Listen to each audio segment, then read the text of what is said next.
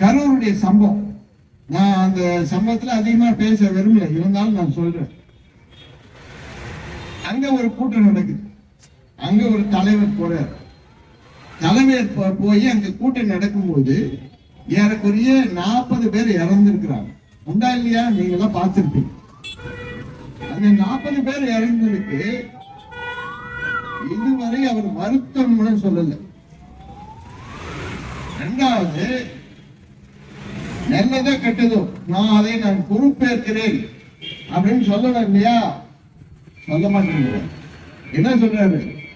Police மரியாதை கொடுக்கல, police சரியா பர்மிஷன் கொடுக்கல, தண்ணி அவங்க கொடுக்கல, கரண்ட் சரியா கொடுக்கல, எனக்கு பர்மிஷன் கொடுத்தது தப்பு, எனக்கு இந்த இடத்துல கேட்டா கொடுக்கல, அந்த இடத்துல கேட்டா கொடுக்கலன்னு.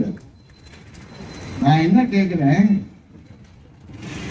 உனக்கு பர்மிஷன் நீ தானே கேட்ட, உனக்கு தானே கொடுத்துருக்குறாங்க, அதுக்கு உண்டான வேலையோட தானே போகணும்.